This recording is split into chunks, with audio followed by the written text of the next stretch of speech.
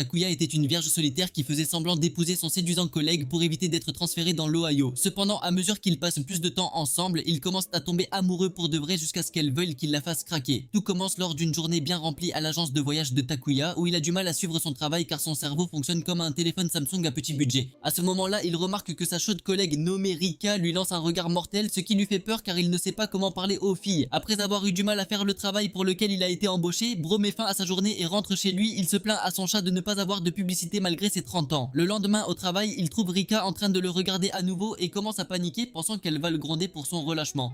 En réalité, Rika est une solitaire effrayante tout comme lui et elle a la mauvaise habitude de regarder les gens sans s'en rendre compte. Elle n'a pas non plus de vie sociale et la seule chose qui la rend heureuse est de parcourir des cartes et des livres de l'Atlas. Le lendemain, au travail, les employés apprennent que leur agence de voyage ouvre une nouvelle succursale en Alaska et que l'un d'entre eux sera choisi comme directeur. La seule condition est qu'il soit célibataire. Mais bien qu'il n'ait aucun poussin à son actif, Takuya se retire immédiatement, affirmant qu'il doit prendre soin de son chat. Cependant, leur manager Osako lui dit de reconsidérer sa décision car il est le plus expérimenté et le mieux adapté pour le poste. Plus tard, il entend ses collègues marmonner qu'ils ne veulent pas aller en Alaska jusqu'à ce que l'un d'eux leur suggère de se marier pour éviter d'être choisi. Cela ressemble à un rêve pour Takuya dont la vie sociale commence et se termine avec son chat. À son insu, Rika traverse le même dilemme. Elle ne veut pas quitter le confort de son appartement, encore moins le pays.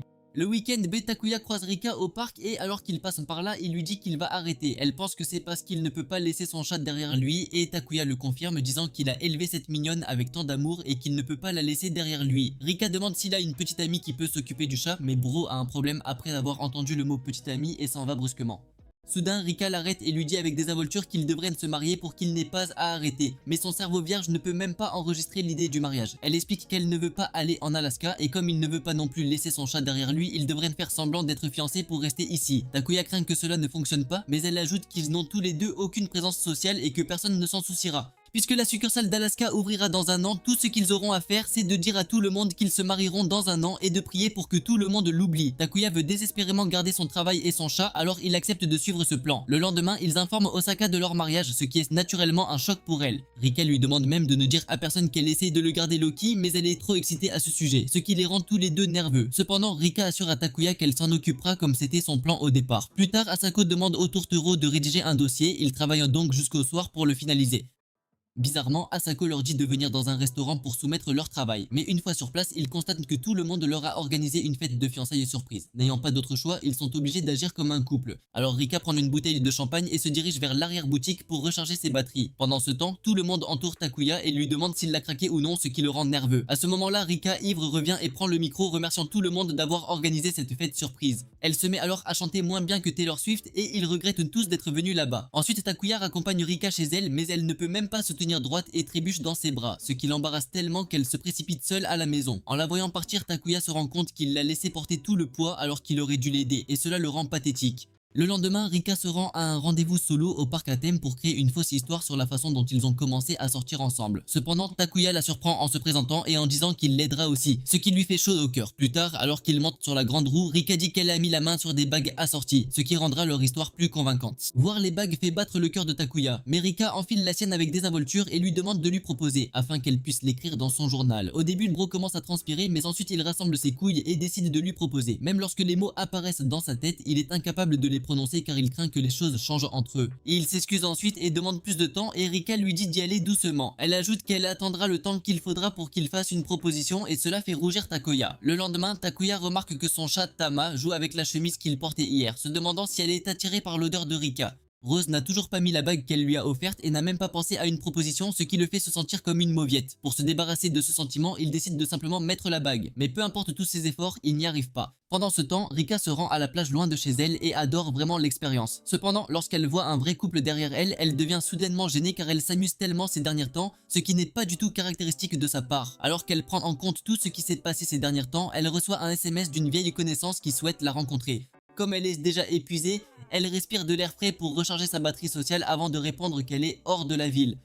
Pendant ce temps, Takuya est à la maison pensant à son interaction avec Rika sur la grande roue. Rassemblant tout son courage, il essaie de remettre la bague et se surprend quand il le fait. Ensuite, il se tient devant le miroir agissant comme s'il avait atteint le sommet du mont Everest et jure de devenir un bon faux mari pour Rika. À ce moment-là, il reçoit un appel d'un numéro aléatoire sur son téléphone et une fois qu'il l'a décroché, quelqu'un d'une voix robotique dit qu'il sait que son mariage avec Rika est faux. Après avoir menacé de les envoyer tous les deux en Alaska, la personne raccroche et Takuya court immédiatement vers Rika comme un petit chiot. Désormais inquiète, Rika soupçonne que l'appel doit avoir été passé par quelqu'un qui travaille dans leur entreprise. À ce moment-là, leur vilain collègue paresseux nommé Gonda apparaît et demande effrayant à Takuya s'il peut venir ce soir. Takuya et Rika commencent à avoir du sus, mais ils doivent faire semblant d'être un couple et le laisser venir pour ne pas faire sauter leur couverture. Ce soir-là, Takuya rentre chez elle et soudoie Tama avec des friandises. Alors elle se comporte bien lorsque Ganda et Rika viennent. Peu de temps après, Rika arrive avec un sac rempli de fournitures qui feront ressembler son appartement davantage à un logement de couple. Elle lui remet ensuite une liste de choses et lui dit de les organiser comme bon lui semble. Après cela, ils examinent certaines choses comme quel est leur plat préféré ou où ils envisagent d'aller pour leur lune de miel. De plus, ils recréent des photos de couples virales pour les rendre plus crédibles.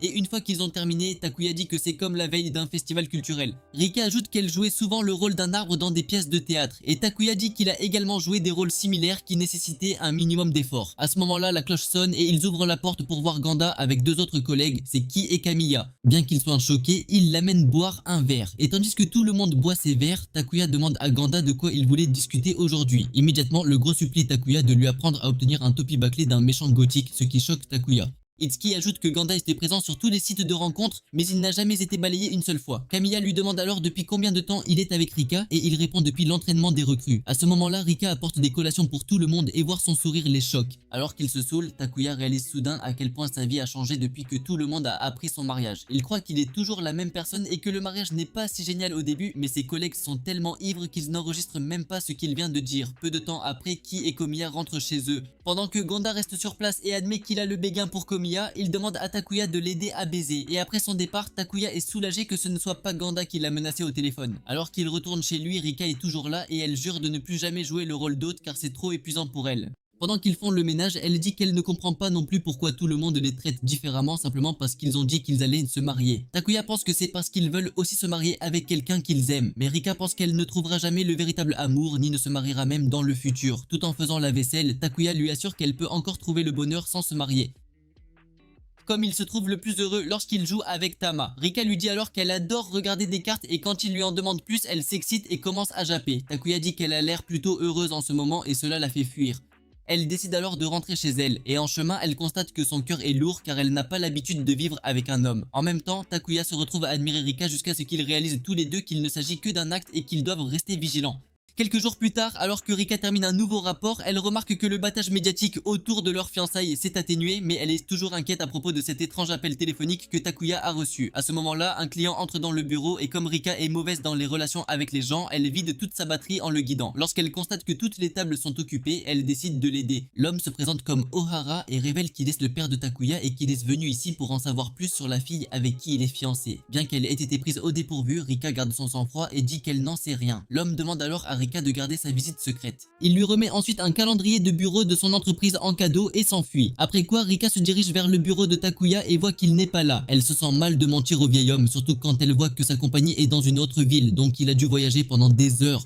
Ainsi, elle laisse le calendrier sur son bureau et court après Ohara pour lui dire la vérité. Cependant, lorsqu'elle l'aperçoit dehors, elle est incapable de dire un mot et l'emmène dans un café voisin. Là, le vieil homme montre des signes de frustration car Takuya a décidé de se marier sans même le lui dire. Il commence à parler des coutumes et des aspects culturels des mariages dans la région d'Asso ainsi qu'une longue liste d'invités qui seront invités. Tout cela submerge Rika au moment où Takuya retourne à son bureau et voit un texto de Rika lui disant qu'elle est avec son père. En quelques secondes, Bro arrive au café et Rika l'emmène dehors où elle lui explique toute la situation. Takuya décide de lui dire que les rumeurs sont fausses et lui dit d'attendre dehors. Mais quand il entre, elle le rejoint car elle ne veut pas lui faire porter tout le fardeau. Ohara s'excuse ensuite pour son discours précédent, ajoutant que toutes les coutumes du mariage ont disparu à Asso, la plupart des jeunes étant partis pour les grandes villes. Rika ajoute qu'Asso semble être un endroit spécial et qu'elle en sait beaucoup sur ce lieu grâce à l'atlas qu'elle a étudié. Lorsqu'elle mentionne les voies ferrées, Ohara commence à japper sur l'époque où il emmenait sa famille sur les voies ferrées et ils sont heureux de voir le train. Il révèle également que Takuya avait l'habitude d'attraper des grenouilles dans les rizières, ce que Rika trouve plutôt mignon car elle ne s'attendait pas à ce qu'il ait un côté décalé. Ohara dit qu'il est né à Asso et veut la protéger, mais Takuya semble y être indifférent. Le vieil homme dit alors qu'il a entendu des hommes dans son bureau parler des fiançailles de Takuya et cela les choque tous les deux car la nouvelle s'est répandue assez loin. Ohara a également entendu le nom de Rika, mais avant qu'il puisse s'en souvenir, Takuya claque la table pour le distraire puis promet de venir à Asso ce week-end pour qu'il puisse parler du mariage. Après cela, Ohara prend congé, et quand Rika demande ce que Takoya envisage de faire, Takoya dit qu'il leur dira la vérité et espère qu'ils la garderont pour eux. Plus tard au travail, Osaka lui demande s'il peut être un accompagnateur de la princesse Claudia qui veut visiter Tokyo, mais Takuya demande pourquoi elle ne recommande pas aux autres. Osaka explique alors que la princesse est une pute, c'est pourquoi elle ne demande que la présence d'hommes. Les deux autres gars de l'entreprise vont simplement essayer de profiter d'elle, et cela les laisse avec Takuya qui ne peut pas travailler avec une nana si elle vient avec un manuel. Peu de temps après, la nouvelle se répand dans le bureau et tout le monde commence à s'inquiéter pour Takuya car un faux pas pourrait le faire virer. Pendant ce temps, Takuya fait ses devoirs concernant Claudia, mais comme il n'est pas accompagnateur depuis des années, il se sent nerveux. En plus de cela, tout ce faux mariage et son prochain voyage à Asso pèsent lourdement sur ses épaules. Quand Rika voit cela, elle pense à l'aider, mais se rend compte ensuite qu'elle pourrait paraître impolie et s'en va. Plus tard, il se dirige vers l'hôtel pour rencontrer Claudia et trouve l'endroit fortement gardé. À ce moment-là, une fille cosplayant Sabrina Carpenter apparaît devant lui et se présente avec désinvolture sous le nom de Claudia. Cela choque Takuya car il s'attendait à ce qu'elle soit derrière le poste de garde. Mais ce qui le choque le plus, c'est son horrible japonais. Heureusement, Takuya avait été attentif dans ses cours d'anglais, alors ils ont convenu de converser en anglais. Elle lui demande alors de l'emmener faire un tour. Mais lorsqu'il suggère qu'ils apportent de la sécurité, Claudia dit non car elle souhaite vivre une expérience normale pour aujourd'hui. Comprenant ce qu'elle veut dire, Takuya lui demande si elle a une demande spécifique et elle dit qu'elle veut voir quelque chose de fabuleux. Immédiatement, Takuya la conduit à un sanctuaire pour chats et elle tombe amoureuse de l'endroit. Heureusement, Takuya avait vérifié sur ses réseaux sociaux pour voir qu'elle aimait les chats, ce qui lui a permis de choisir facilement cet endroit. À ce moment-là, Osaka l'appelle et le gronde parce que la princesse n'est pas à son hôtel, mais il lui assure que Claudia est avec lui. Après cela, il l'emmène dans plusieurs endroits amusants et Claudia apprécie chacun d'entre eux.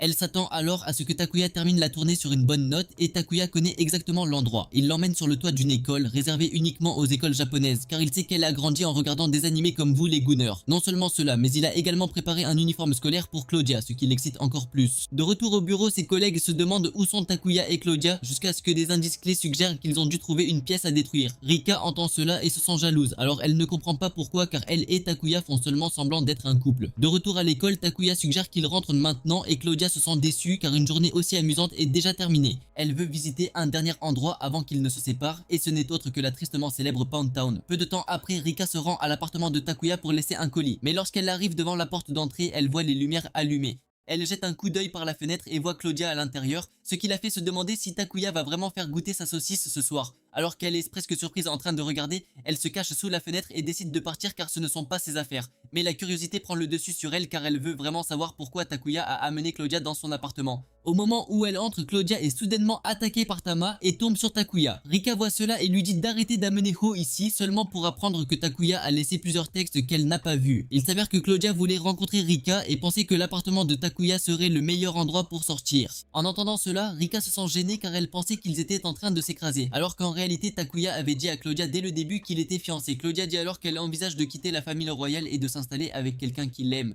Lorsque Takuya lui rappelle qu'elle est mariée, elle révèle qu'elle bascule en fait dans l'autre sens et qu'elle n'a épousé cet homme que pour des raisons familiales. Cependant, elle souhaite désormais un véritable mariage construit sur l'amour tout comme eux deux. Elle révèle également qu'elle passe la plupart de son temps avec des hommes parce qu'elle ne veut pas rendre jalouse son amante. Mais les gens croient que c'est une pute qui adore se faire craquer, ce qui la frustre. Elle remercie ensuite Takuya de lui avoir montré à quoi ressemble le véritable amour, et après son départ, le duo décide de ne pas lui dire la vérité sur leur fiançailles. Rika s'excuse alors pour ce qu'elle a fait, mais Takuya n'a aucune idée de ce qu'elle dit et demande pourquoi elle est venue même si elle n'a jamais vérifié son téléphone.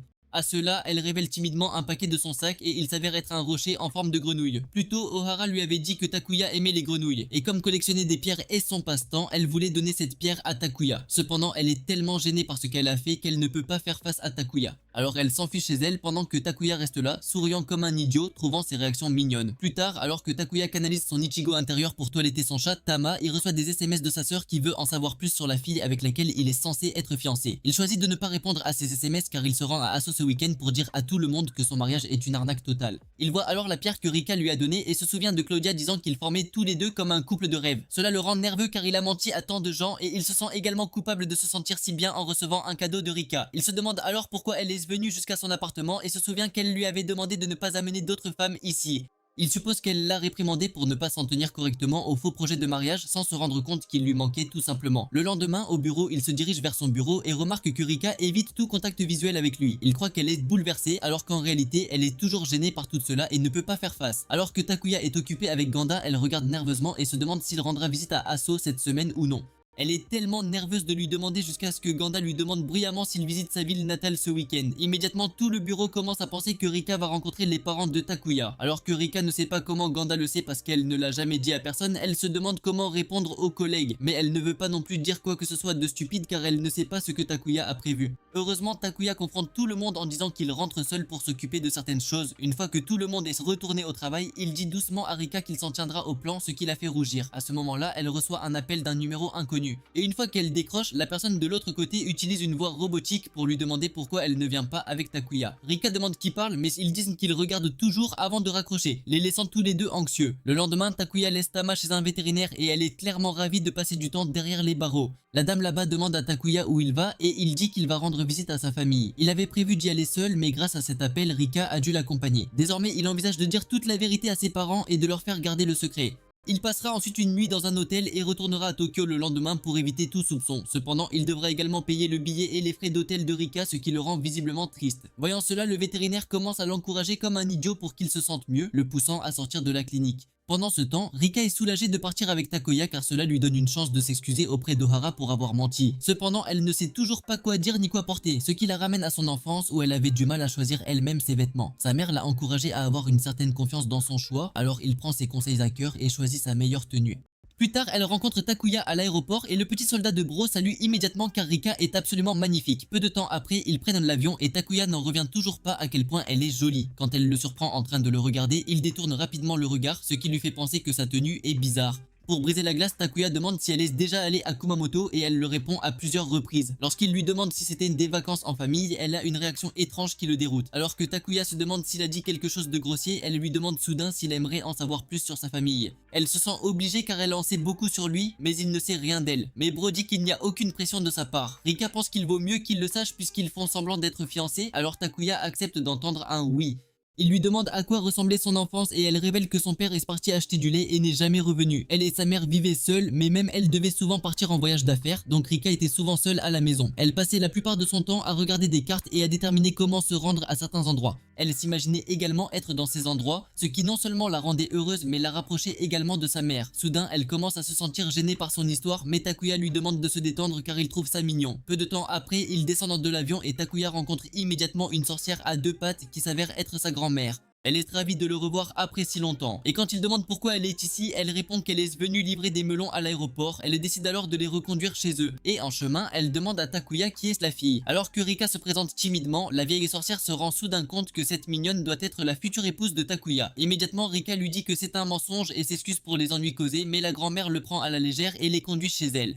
Là, elle leur demande de prendre quelques melons pour eux-mêmes, ajoutant qu'elle ne peut pas tous les emballer car son mari a une entorse au dos. Takuya décide d'aider à faire ses bagages, tandis que Rika s'en prend à grand-mère pour lui demander comment elle peut se rendre utile. Elle décide d'apprendre à Rika à couper des melons, mais avant cela, elle lui donne des vêtements de rechange. Après en avoir coupé un, Rika s'arrête un moment pour admirer la vue jusqu'à ce qu'elle réalise que ce n'est pas le moment de se laisser captiver par la nature. Elle retourne ensuite chez grand-mère qui lui demande de goûter ses melons. Pendant qu'elle les mange, grand-mère lui raconte à quel point ses champs étaient occupés, mais maintenant elle est vieille et ne peut plus travailler autant. Puis soudain, elle dit à Rika qu'il ne devrait pas mentir sur le fait que leurs fiançailles sont fausses car elle peut dire par expérience que Rika aime Takuya. Rika lui assure qu'ils ne vont vraiment pas se marier, mais la vieille sorcière l'ignore et demande à Rika de toujours prendre soin de son petit-fils. Cela fait rougir Rika très fort à tel point qu'elle s'évanouit à cause d'un coup de chaleur. Immédiatement, Takuya arrive sur les lieux et la ramène à l'intérieur seulement pour qu'Ohara se présente sans y être invité. Immédiatement, le vieil homme l'aide à emmener Rika à l'intérieur et Rika reprend suffisamment conscience pour remarquer qu'elle a été portée. Une fois à l'intérieur, Ohara continue de se plaindre à Takuya de s'être marié sans le leur dire et Bro fait de son mieux pour le retenir. Cependant, lorsque son père continue de japper, il laisse échapper qu'il ne se mariera pas, ce qui bouleverse Ohara. Cela conduit à une dispute entre le père et le fils jusqu'à ce que grand-mère les gronde et ils mettent finalement Rika sur un futon. Plus tard, alors que le médecin inspecte Rika, il révèle qu'elle n'a pas eu de coup de chaleur et qu'elle est juste extrêmement fatiguée. Après le départ du médecin, Takuya promet à son père qu'il se rattrapera auprès de tout le monde, mais l'homme lui dit d'arrêter de vivre comme un personnage secondaire. À ce moment-là, grand-mère s'excuse alors qu'elle oblige Rika à couper des melons et ils oublient tous les deux leur bœuf pour la réconforter. La nuit, Takuya rend visite à sa famille pour lui annoncer qu'il ne se mariera pas et étonnamment, ils prennent tout cela plutôt à la légère.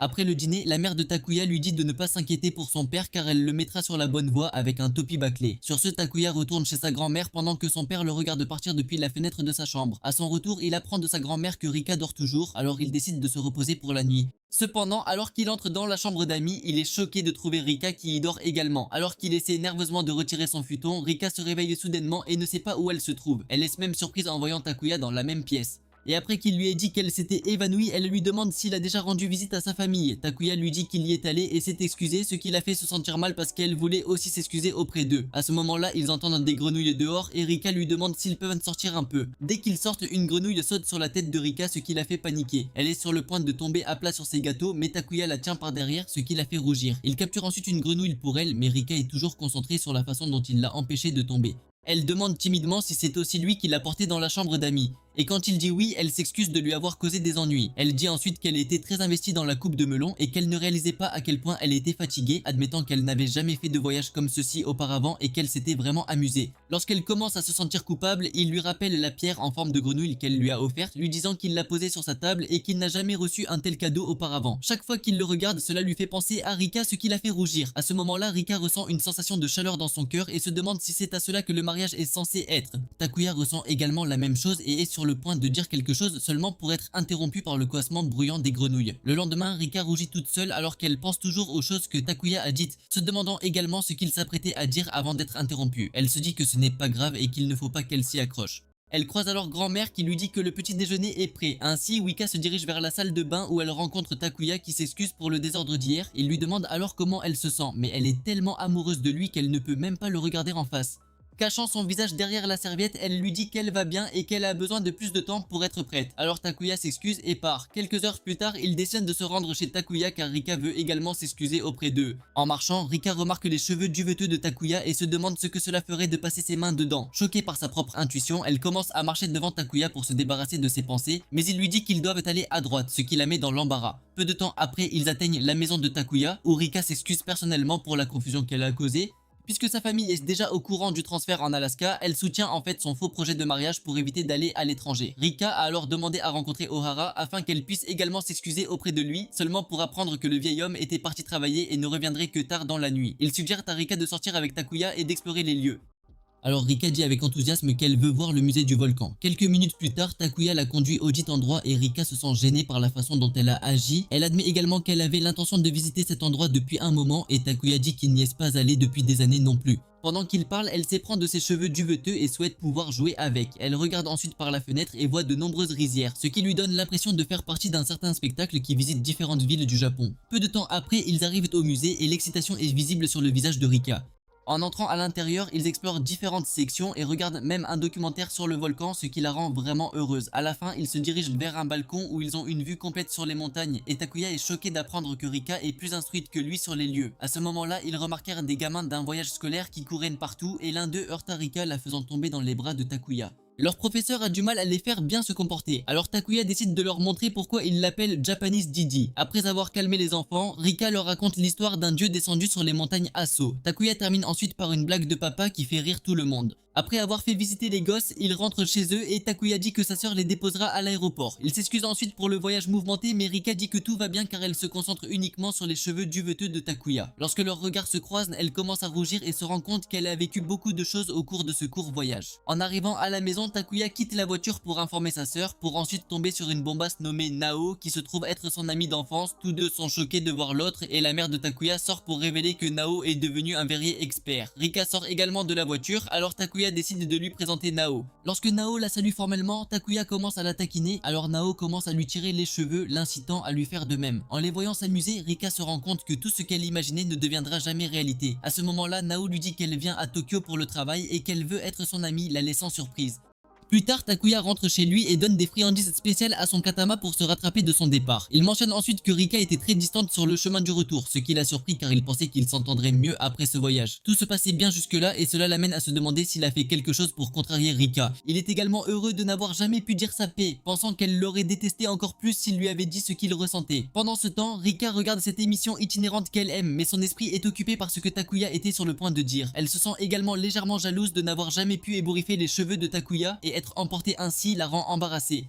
Pensant que c'est unilatéral, elle décide de se déconnecter, ce qu'elle a appris très tôt. Le lendemain, au travail, Asako informe l'équipe de la foire d'été et les encourage à vendre davantage de billets nationaux. L'un des employés, Shinji, commence même à chanter ses chants anti-annulation en espérant que personne n'annule ses commandes car c'est la plus grande déception pour l'entreprise. Asako est d'accord avec lui, alors elle encourage tout le monde à se joindre au chant. À ce moment-là, Takuya arrive et se demande s'ils ont tous développé le grand R pendant son absence. Pendant le déjeuner, Shinji ouvre sa boîte à lunch bien préparée grâce à sa charmante femme au foyer, ce qui rend Gonda jaloux car il veut aussi une femme.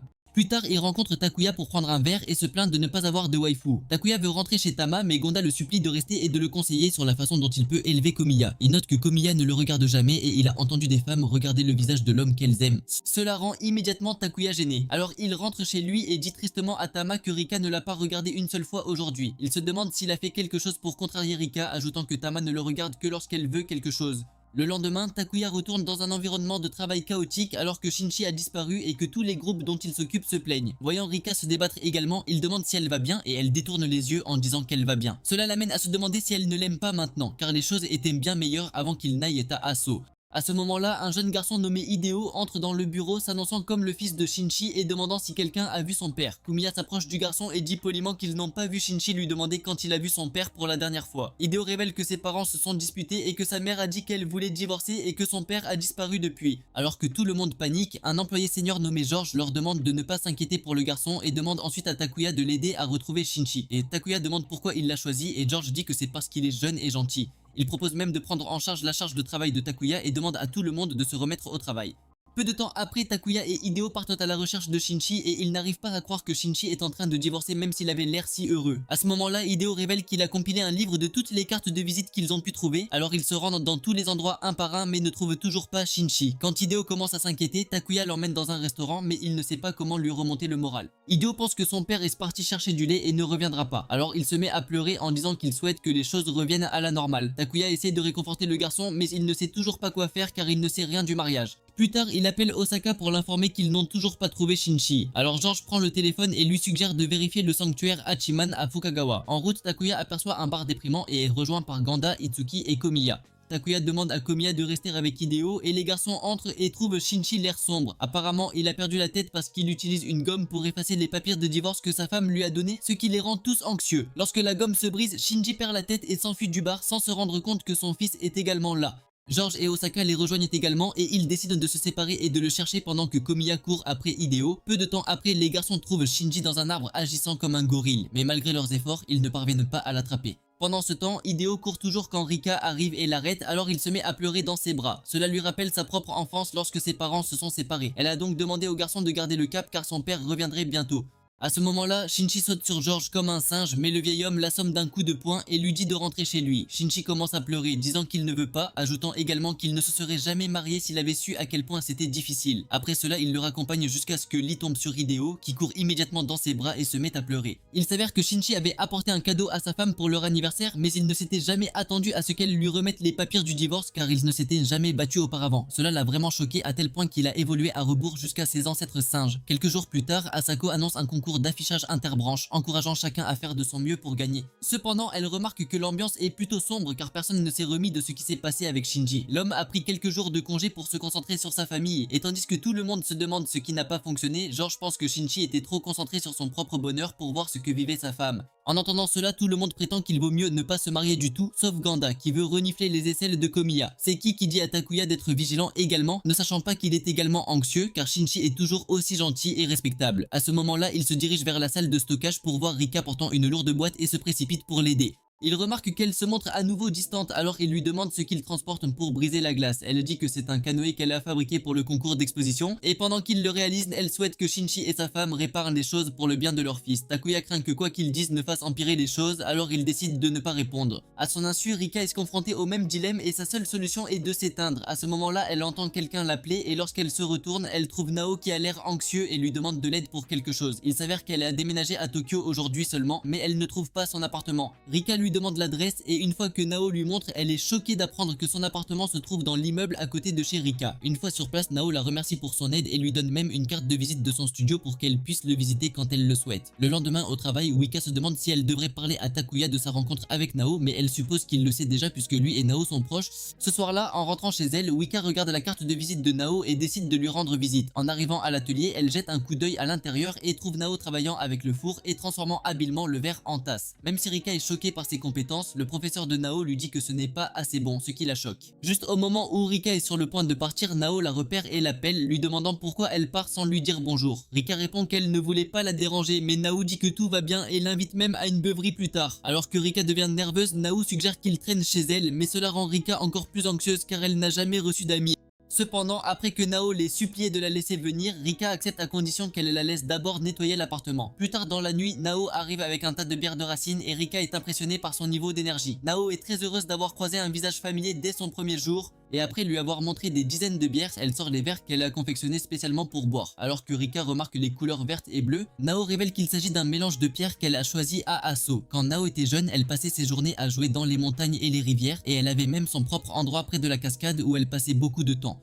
Là, elle était fascinée par le bruit de l'eau, des oiseaux, du vent et du balancement des feuilles, alors elle prenait des pierres de cet endroit et les mettait dans son verre pour revivre son enfance. Rika lui dit qu'elle est incroyable, mais Nao pense qu'elle a encore un long chemin à parcourir car son professeur n'est jamais satisfait de son travail. Un instant, elle se sent déprimée, mais elle rebondit avec énergie la seconde suivante avec une attitude frégate, on balle. Elle demande ensuite à Rika s'il y a quelque chose qui la frustre et Rika lui dit qu'une carte qu'elle a achetée hier avait un mauvais coin. En plus de cela, la librairie ne propose pas beaucoup de cartes au départ, ce qui est assez ennuyeux. Tout en buvant une canette de bière, elle se plaint également que son émission de voyage préférée ait été annulée en raison d'un scandale impliquant un acteur. Elle continue ensuite de boire plus de bière et continue de se plaindre des petites choses qui la dérangent. Nao déplace ensuite le sujet vers Takuya, mentionnant que sa famille lui a dit que le mariage n'était pas réel. Elle demande ensuite à Rika s'il n'y a vraiment rien entre eux et Rika claque à la table avec colère, disant qu'elle ne sait pas ce que veut Takuya. Elle baisse alors la tête, disant que Takuya lui dit des choses suggestives, même s'il est déjà assez proche d'une autre fille. Cela la rend confuse car elle n'a jamais été proche de personne. Elle décide donc de demander à Nao si elle et Takuya cassent les lits.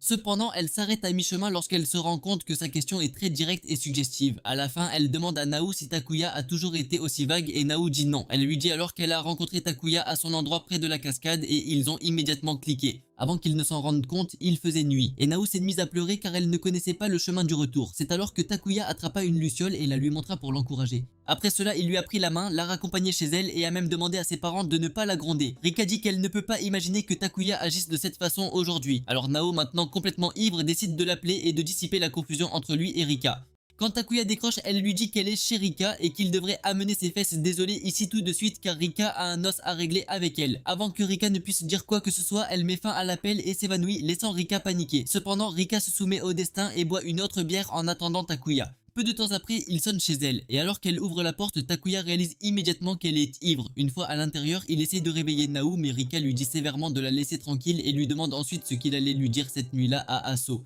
Au début, Takuya a du mal à se souvenir, mais après l'avoir forcé à utiliser son cerveau rouillé, il dit qu'il était simplement heureux qu'ils aient pu se promener ensemble. En entendant cela, elle boit une autre bière et se dit idiote d'avoir imaginé toutes sortes de choses et Takuya lui demande si elle est en colère contre lui à cause de cela. Lorsqu'elle le confirme, il s'excuse d'être mauvais en communication et ajoute qu'il a toujours eu envie de grandir.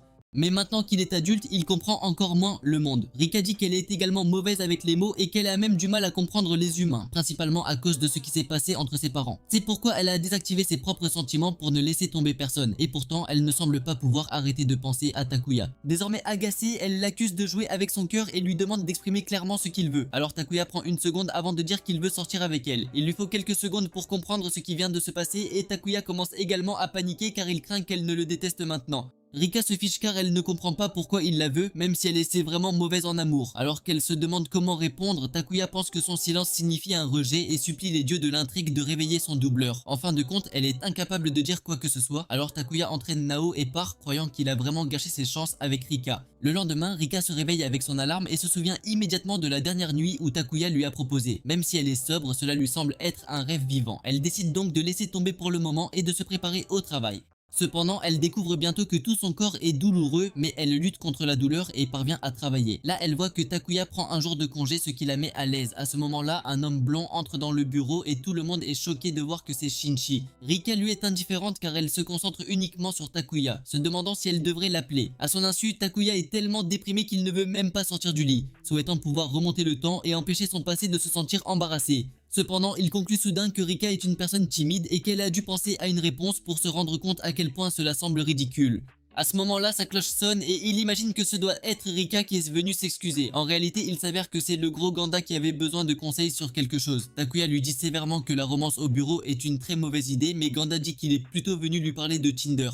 Apparemment, Ganda a parcouru tout le catalogue et est maintenant un expert dans la façon de lire dans le cœur d'une femme, ce qui surprend Takuya. Pour prouver son point de vue, Ganda invite Takuya à l'accompagner lors de son rendez-vous avec Tinder aujourd'hui. Il admet également qu'il n'est pas sûr de son apparence parce qu'il est bâti comme une pomme de terre, alors Takuya accepte de l'accompagner. Peu de temps après, ils attendent dans un restaurant le rendez-vous de Ganda pendant qu'il raconte combien d'argent il a dépensé pour Tinder. Takuya est confus parce que Ganda était après Komiya, mais Ganda pense qu'elle ne le laissera jamais frapper parce que non seulement il est gros et laid, mais aussi un garçon fauché. Takuya demande alors pourquoi il l'a amené avec lui. Alors Ganda lui dit qu'il a été laissé de côté par tout le monde jusqu'à ce qu'il décide de chercher des femmes hors de sa ligue. Il a eu quelques matchs, mais toutes ces filles étaient soit bizarres, soit avaient des problèmes avec leur père, alors il a perdu toute confiance. Aujourd'hui, il est jumelé à une fille fan d'une idole. Et comme Ganda est également fan d'elle, ils ont décidé de se rencontrer avec un fan hors ligne. Cependant, comme cette fille est plus âgée que Ganda, il veut que Takuya soit son garde du corps au cas où le médiocre tenterait de kidnapper sa grosse bombe. Plus tard, alors que Takuya regarde de loin, il se rend compte qu'il est également le même que Ganda et que personne ne voudrait l'épouser. À ce moment-là, le supposé rendez-vous de Ganda Kaori arrive et ils commencent à danser comme des idiots. Ensuite, elle enlève son masque pour révéler un joli visage et Ganda est surprise car elle est très différente de sa photo de profil. Elle dit qu'elle a délibérément caché son visage à cause de la chair de poule, mais elle peut être beaucoup plus détendue en personne. Après cela, ils entrent dans le centre commercial et Takuya, sachant que son travail est terminé, décide de partir. Pendant les prochaines heures, Ganda et Kaori explorent le centre commercial et sont obsédés par leur idole préférée. Et avant qu'ils ne s'en rendent compte, il fait déjà nuit. Elle doit partir, ce qui rend Ganda triste, mais quand elle dit qu'elle l'appellera plus tard, Bro est très excité. Elle le paie même pour les choses qu'ils ont reçues pendant la journée et lui dit au revoir avec un sourire, ce qui fait chaud au cœur de Ganda. Cette nuit-là, après avoir regardé son émission d'idole préférée, Ganda appelle Kaori et passe des heures à lui parler. Le lendemain, Takuya arrive au travail et trouve Rika en train de prendre un jour de congé. Il remarque également que Ganda a l'air plutôt heureuse jusqu'à ce que le gros déclare qu'il va épouser Kaori. Ce soir-là, il emmène Takuya prendre un verre et lui demande des conseils sur la façon de proposer. S'étant précipité dans sa propre proposition, Takuya pense que c'est une mauvaise idée et lui demande pourquoi il veut tellement se marier, surtout quand la plupart des gens autour d'eux préfèrent une vie de célibataire. En réponse, Ganda commence à japper sur son père comme étant un gars problématique qui se battait toujours avec sa mère pour de l'argent et tout ce qu'il avait était son frère aîné pour se réconforter. Comme il n'a jamais eu de foyer réconfortant, il a grandi à avoir envie d'un foyer convenable et d'une famille aimante et c'est la raison pour laquelle il a si hâte de se marier. Il pense que Kaori est la fille parfaite pour lui, mais il ne se sent pas non plus en sécurité à l'idée de faire de tels rêves car il ressemble à un pilon géant. Malgré cela, Takuya lui dit de tirer et lui offre tout son soutien, ce qui lui donne la confiance dont il a besoin. Cette même nuit, Ganda appelle Kaori et lui demande de le rencontrer en urgence. Une fois qu'ils se sont rencontrés, Ganda lui dit directement qu'il veut sortir avec elle et se marier et elle devient soudainement sans expression, ce qui le rend nerveux. Elle lui demande alors de l'accompagner et alors qu'ils prennent un bus pour Dieu sait où, elle garde la tête baissée, ce qui inquiète encore plus Ganda. Finalement, elle l'emmène dans une garderie où elle travaille, lui demandant s'il est vraiment sûr d'être père et de travailler en même temps qu'elle est déjà mère célibataire. En réalisant, Ganda se fiche sur place alors Kaori lui dit de ne pas se forcer et s'éloigne. Plus tard, Ganda rencontre Takuya et admet que cela ne le dérange pas qu'elle soit une mère célibataire et il a juste paniqué à ce moment-là. Après cela, il décide de reparler à Kaori. Mais au travail, il se rend compte qu'il ne gagne pas assez d'argent pour subvenir aux besoins d'une famille. Même alors, il envoie un SMS à Kaori pour le rencontrer dans un restaurant parce qu'il veut lui parler une fois de plus. Cependant, Kaori envoie son amie Ichika à la place parce qu'elle ne pouvait pas venir aujourd'hui et elle apporte un message de Kaori disant « Ne t'inquiète pas pour ça ». Ganda lui demande si Kaori ne l'aime plus, mais Ichika dit qu'elle ne peut pas le dire, même s'il lui serait impossible de soutenir Kaori et son garçon. Plus tard, il rencontre à nouveau Takuya et dit qu'il arrêtera de rechercher le mariage et la famille car il n'est pas prêt. Il se met alors à pleurer parce que Kaori avait confiance en lui et il a tremblé au pire moment, ce qui a dû briser le cœur de Kaori. Takuya reste là admirant la forte volonté de Ganda, car contrairement à lui, il n'a jamais eu le courage d'affronter Rika ou de pleurer pour elle. Pendant ce temps, Kaori est à la garderie et regarde une photo qu'elle a prise avec Ganda.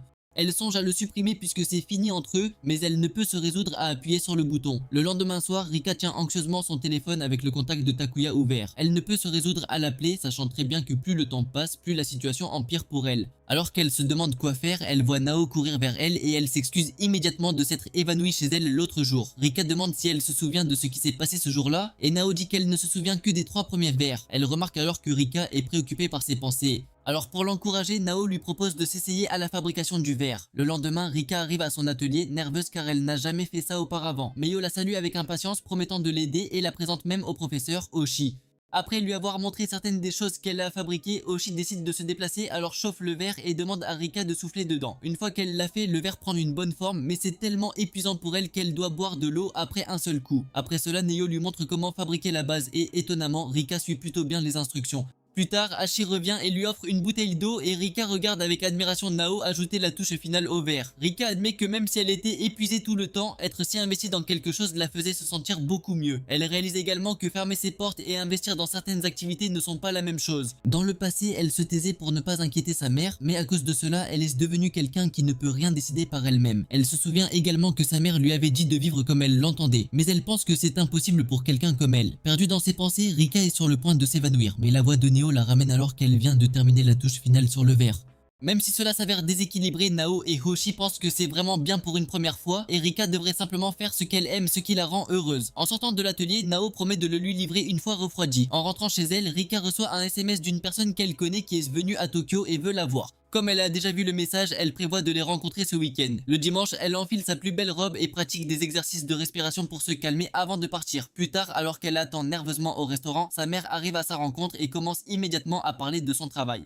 Avant que Rika ne puisse dire un mot, sa mère sort une veste qu'elle lui a achetée et la force à l'essayer. Rika est déjà dépassée et même si elle voulait son avis sur l'affaire Takuya, elle choisit de ne pas le faire. Sa mère lui pose alors des questions sur le travail et la vie et elle lui répond que tout va bien. Lorsqu'elle conseille à Rika de choisir un domaine avec un meilleur salaire et moins de stress, Rika dit qu'elle aime où elle se trouve actuellement, ce qui fait rayonner de joie sa mère. Elle approuve pleinement la décision de Rika car c'est sa vie et lui conseille même de se fixer des objectifs. Rika est heureuse de la voir ainsi et elle est étonnée de voir combien d'énergie elle a malgré tout. Alors qu'elle se lève pour prendre des photos, Rika remarque que sa mère sait toujours quoi faire contrairement à elle qui fonctionne en pilote automatique. Elle se sent mal dans sa peau car contrairement à sa mère, elle n'a pas de grandes ambitions et elle se contente de regarder des cartes. Puis soudain, sa mère lui demande quand elle va se marier, mais Rika pense que cela n'arrivera pas dans 1 million d'années. Sa mère pensait que Rika aurait déjà quelqu'un qu'elle aimerait, mais elle s'en veut aussi car elle a également eu un mariage raté, ce qui a des teints sur Rika. Elle conseille fortement à Rika de ne pas gâcher son choix de partenaire comme elle, ce qui fait flipper Rika. Mais ensuite elle s'en remet, demandant à Rika de la présenter à l'homme si elle en trouve un. À son insu, Takuya l'appelle en ce moment et il pense qu'elle ne répond pas parce qu'elle le déteste. Il note également que lui et Rika ne se sont pas vus au bureau ces derniers temps et qu'elle a dû prendre des jours de congé pour l'éviter. Alors qu'il se demande s'il doit rappeler Rika, son téléphone sonne et c'est le médecin de Tama qui veut faire un examen du chat. Pendant ce temps, alors que Rika se sépare de sa mère, elle lui dit qu'elle peut faire tout ce qu'elle veut. Après son départ, Rika pousse un soupir de soulagement, ne sachant pas que sa mère lui a rendu visite parce qu'elle avait entendu une rumeur selon laquelle elle allait se marier. Peu de temps après, Rika vérifie son téléphone et est choquée de voir que Takuya l'a appelé plusieurs fois. Se souvenant de la dernière fois qu'elle a raté son SMS, elle décide de le rappeler pour ne plus s'embarrasser. Cependant, elle ne sait pas quoi lui dire, et alors qu'elle prend le métro pour rentrer chez elle, elle ne cesse de se demander ce que Takuya voit en elle. Elle se convainc qu'il en viendra à la détester une fois qu'il se verra vraiment. Elle se souvient ensuite de ses années d'école lorsqu'elle a reçu un SMS d'un camarade de classe qui lui demandait de le rencontrer parce qu'il voulait lui dire quelque chose et elle a commencé à paniquer pensant que le garçon allait lui avouer. Elle avait tellement peur qu'elle ne quittait pas la maison pendant 3 jours et elle se mettait à trembler à chaque fois que son téléphone sonnait. La semaine suivante, alors qu'elle retournait à l'école, elle a appris que le gars qui voulait lui parler l'avait attendu pendant des heures sous une chaleur torride et qu'il est maintenant à l'hôpital. Elle se sent toujours stupide à propos de toute cette interaction et maintenant qu'elle est confrontée à une situation similaire, elle ne peut pas simplement se cacher et laisser l'histoire se répéter. Ainsi, elle décide d'affronter ses peurs et se retrouve à l'appartement de Takuya. Lorsque Takuya ouvre la porte, il est déconcerté de la voir, mais Rika ne faiblit pas et lui dit sévèrement de sortir avec elle. Alors que Takuya est sous le choc, elle exige qu'il sorte avec elle, et Takuya dit oui pour sauver sa peau. En s'éloignant, elle promet de lui faire savoir où ils vont et s'excuse également de ne pas avoir répondu à ses appels. Le lendemain, Takuya ne fait aucun effort pour bien paraître alors qu'il se dirige vers l'endroit où il rencontre Rika. Une fois sur place, il se demande si c'est sa propre façon d'accepter sa proposition. Mais même là, il ne comprend pas pourquoi elle a été si stricte hier soir. Il se demande également pourquoi elle l'a amené à cet endroit et à ce moment-là, elle arrive lui disant que c'est le déversoir d'admission d'Omura. Il remarque alors qu'il porte des chaussures en cuir comme un inconnu, même si elle lui a dit de porter quelque chose dans lequel il est à l'aise pour marcher. Elle révèle qu'elle est sur le point de lui faire visiter le canard d'eau et qu'il est libre de partir quand il le souhaite. Elle commence alors à marcher, se disant qu'elle a fait trop d'efforts et qu'elle ne se laissera pas tromper par le comportement déroutant de Takuya. Elle prévoit également de lui montrer comment elle est normalement, alors il est repoussé par elle. Mais Takuya ne comprend tout simplement pas pourquoi elle agit comme une idiote. Il demande ensuite pourquoi elle fait le tour de cet endroit et elle révèle que c'est parce qu'elle l'a vu dans son émission itinérante préférée. Elle explique en outre comment elle visite souvent les lieux de cette émission dans l'espoir de l'ennuyer avec ce truc et de le faire partir. Cependant, Takuya est impressionné par son dévouement et révèle qu'il regarde également cette émission. Cela l'a fait se demander s'il a regardé l'épisode de la semaine dernière, mais elle redevient rapidement sévère, ce qui rend Takuya nerveux. Alors qu'il continue d'explorer le canard d'eau, Wika marque les endroits sur sa carte pendant que Takuya la regarde avec admiration. Alors qu'elle s'attend à ce qu'il s'ennuie, Bro devient de plus en plus amoureux d'elle au fil du temps. À un endroit, il regarde dans les jumelles pour voir le mont Fuji, mais quand il demande à Rika de vérifier, il voit qu'elle s'en va déjà. La poursuivant, il lui dit que c'est presque l'heure du déjeuner, mais elle continue de marcher, alors il la poursuit en silence. Lorsque son ventre grogne, Rika sort une barre protéinée de son sac et la lui donne. Alors qu'ils continuent, ils arrivent à l'usine d'eau qui fournit de l'eau aux gens et Rika la regarde avec un sourire aux lèvres.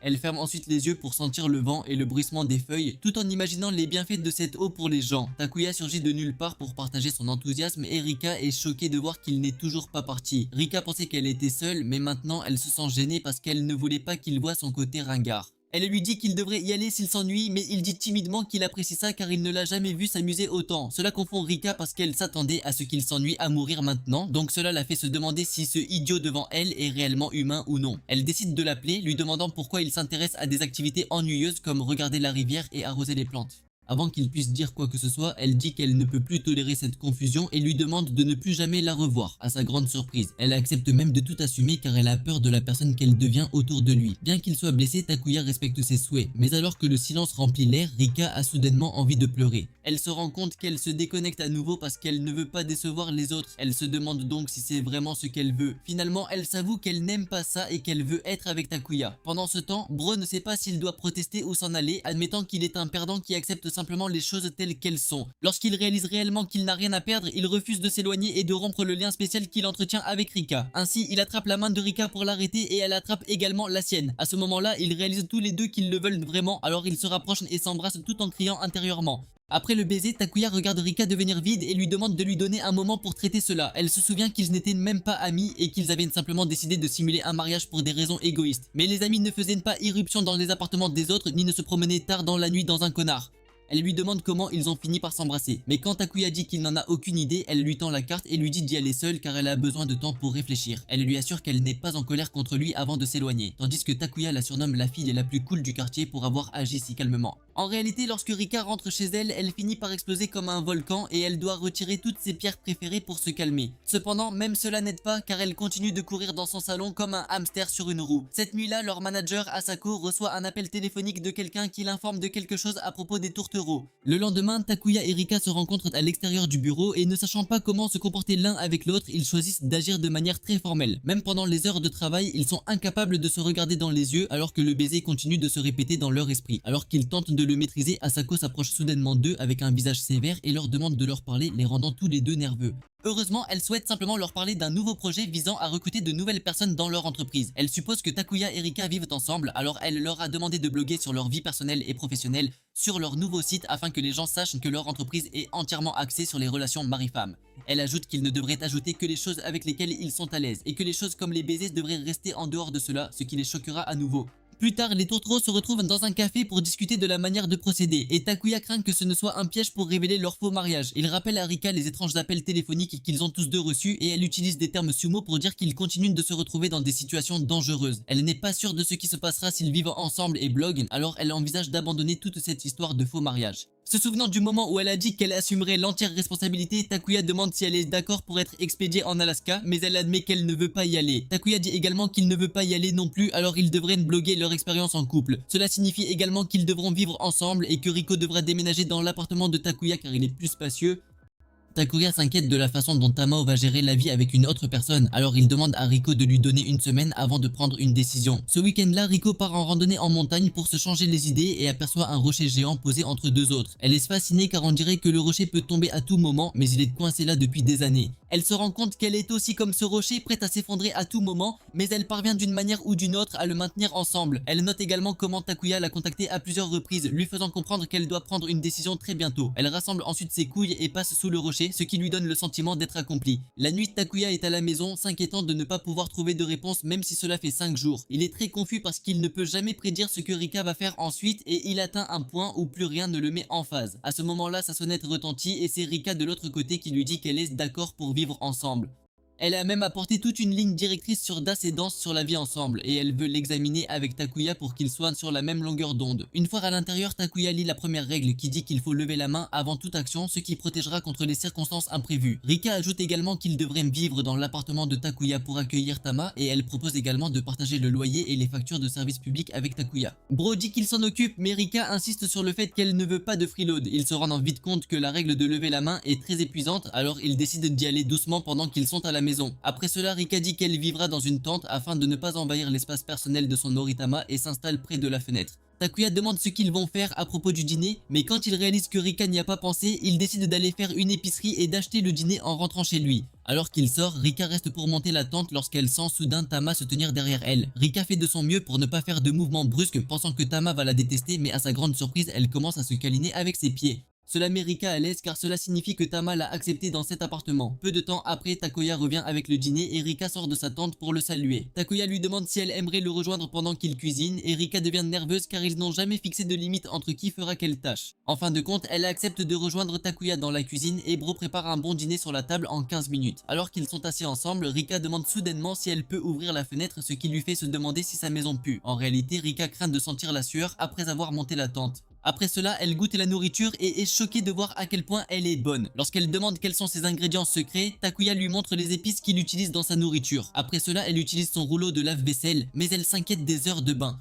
Comme elle est nerveuse à l'idée d'utiliser les toilettes à proximité de lui, elle décide de retourner un peu chez elle. À son insu, Takuya se retenait également, alors il se dirige rapidement vers la salle de bain pendant son absence. Au fur et à mesure qu'ils se rafraîchissent, ils se rendent compte que vivre seul était un luxe qu'ils n'ont jamais assez apprécié. Peu de temps après, Rika revient et Takuya lui demande ce qu'elle va faire pour se baigner. Cela la fait paniquer car elle ne peut pas utiliser la salle de bain pendant qu'il est ici et encore moins prendre une douche. La voyant se figer sur place, Takuya panique aussi, pensant qu'elle a du mal comprendre ce qu'il voulait dire par là. Pour la calmer, il lui dit qu'elle n'est pas obligée de le faire ici car il y a des bains publics à proximité, à quelques pas. En entendant cela, elle repart, mais Takuya décide de la rejoindre aussi. Et après avoir acheté quelques trucs au magasin, il se dirige vers les bains publics. Après avoir pris son temps dans le bain, Rika sort et suppose que Takuya doit déjà être parti. Cependant, elle est choquée de le trouver qui l'attend, ce qui la fait rougir. Alors qu'ils rentrent chez eux, elle est heureuse qu'il l'ait attendue et Takuya pense à quel point elle est jolie. Soudain, leurs mains se touchent et ils reculent rapidement, se demandant s'ils vont baiser ce soir. De retour dans leur chambre, alors qu'ils sont assis l'un en face de l'autre, Rika lui dit bonsoir et éteint des lumières. Mais Takuya ne peut pas dormir du tout, car il s'attendait à ce que quelque chose se produise. Pendant ce temps, Rika n'arrive pas non plus à dormir car elle veut se faire écraser, mais elle a trop peur pour faire quoi que ce soit. Alors que Takuya décroche son téléphone pour lui demander quel genre de relation ils entretiennent, il se rend compte que cela semble trop direct. À ce moment-là, Rika lui envoie un texto pour lui demander s'il est réveillé et il dit oui. Maintenant, ils paniquent tous les deux car ils ne savent pas comment continuer et ils tapent tous les deux un message suggestif mais ont trop peur pour l'envoyer. À ce moment-là, Rika saute de sa tente affirmant qu'il fait beaucoup trop chaud là-dedans, alors ils se dirigent vers le balcon pour se rafraîchir. Là, ils réalisent tous les deux que c'est beaucoup trop dur et que les choses seraient plus faciles s'ils se mariaient pour de vrai. Quelques jours plus tard, ils soumettent tous les deux leur blog à Osaka et elle trouve cela tellement excitant qu'elle aimerait avoir un mari aussi. Elle leur a ensuite demandé de continuer à bloguer pendant encore un mois, après quoi elle se dirige vers le villain manager de l'autre succursale et lui confirme que Rika et Takuya sont réellement fiancés. Le gars dit qu'il n'en a jamais douté mais le siège social a voulu le confirmer, c'est pourquoi il lui a fait enquêter. Ils choisissent ensuite un autre candidat qui sera envoyé en Alaska et Osaka est triste car elle ne veut perdre aucun membre de son équipe. Peu de temps après, la rumeur se répand selon laquelle Ganda est choisi comme directeur de la succursale d'Alaska et toute l'équipe commence à le consoler. Lorsque Takuya apprend cela, il commence à se sentir mal alors que quelqu'un d'autre se fait couper à cause de ses fausses fiançailles. Cette nuit-là, alors qu'elle prépare le blog, Rika lui demande si la rumeur est vraie mais Takuya garde le silence. Plus tard au lit, Takuya se sent mal parce qu'il n'a jamais pensé que leur plan se ferait au détriment de quelqu'un d'autre et Rika traverse le même dilemme. Accablé par la culpabilité, Takuya rencontre Asako le lendemain et décide de lui dire la vérité. Mais après avoir rappelé les moments mignons qu'il a partagés avec Rika, il commence à hésiter. Cela le ramène à son enfance lorsque sa mère lui avait donné de l'argent pour le garder mais il l'utilisait pour acheter de la nourriture. Plus tard, il a menti à sa mère mais a été surpris en train de mentir, ce qui lui a valu une bonne réprimande de sa part. À l'heure actuelle, il a l'impression de ne pas avoir grandi du tout, alors il s'incline et s'excuse auprès d'Osaka lui disant qu'il a simulé ses fiançailles parce qu'il ne voulait pas aller en Alaska. Il se porte même volontaire pour y aller en guise de punition, mais Osaka lui dit calmement de la suivre, l'emmenant à la salle de stockage où il voit Rika. Il s'avère que Rika avait déjà dit la vérité à Osaka et s'était également porté volontaire pour aller en Alaska.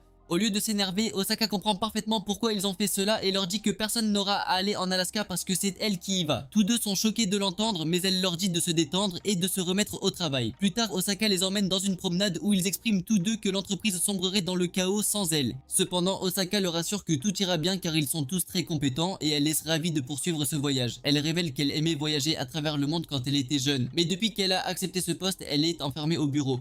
Non seulement cela, mais elle doit aussi être une bonne épouse et une bonne belle-fille. Et même si elle ne déteste pas cette vie, elle veut en faire plus. Plus tard, alors qu'ils reviennent, Takuya pense que même si Osaka leur a dit tout cela, elle aurait pu prendre cette décision de manière altruiste pour ses employés. Même alors, lorsqu'ils rentrent chez eux, Takuya et Rika enlèvent de leur bague car ils n'ont plus besoin de continuer l'acte. Rika dit que c'est pour le mieux car leur plan aurait fini par s'effondrer et Takuya est d'accord, disant qu'ils devraient mettre fin au mensonge. Il dresse ensuite une liste des personnes à informer ainsi que le prix des cadeaux de mariage qu'ils ont reçus.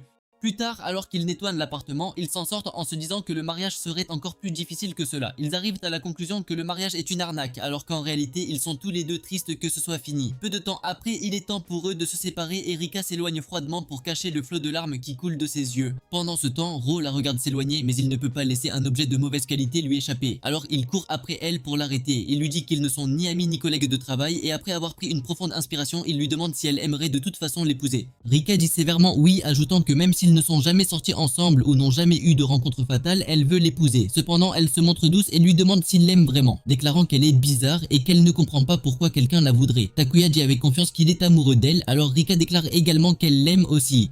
Elle dit également qu'elle a toujours considéré le mariage comme une ligne d'arrivée, mais elle voit maintenant que c'est le début de quelque chose de beau. Le lendemain, ils se retrouvent et Takuya lui demande officiellement si elle accepterait de l'épouser. Rika est d'accord avec un sourire et après avoir mis les bagues, elle suggère qu'ils s'excusent mutuellement au sein du cabinet. Une fois sur place, tout le monde ne sait pas s'il faut les contrarier ou les féliciter. Cependant, Osaka arrive et leur dit de se remettre au travail. Plus tard, alors que Takuya nettoie son appartement, il reçoit un appel du mystérieux inconnu qui le félicite de s'être réellement fiancé cette fois. Ensuite, Takuya reçoit un SMS de Rika qui dit qu'elle a des légumes supplémentaires en vente et qu'il peut en avoir. Immédiatement, il part à sa rencontre à la gare et Bro peut la repérer de loin car elle brille plus fort qu'une ampoule. Bro commence à rougir quand il réalise qu'elle va être sa femme. Et tandis qu'il lui fait signe de loin, Rika se sent chanceuse d'avoir un fiancé comme lui. Alors qu'ils commencent à marcher, ils sont tous deux mitraillés par Cupidon. Et plus tard, dans un restaurant, Rika parle d'une île qu'elle a découverte sur les cartes, tandis que Takuya écoute avec toute son attention.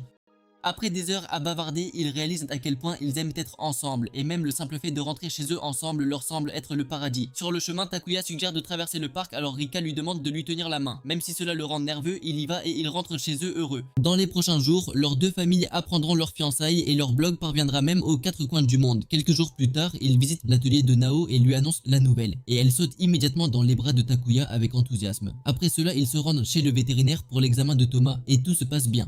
Le lendemain, Rika se réveille dans son appartement et après s'être préparée, elle rencontre Takuya chez lui. Là, ils partagent un doux baiser et vivent heureux pour toujours. C'est tout pour cette vidéo. Laissez un like si vous avez apprécié et regardez cette vidéo à l'écran.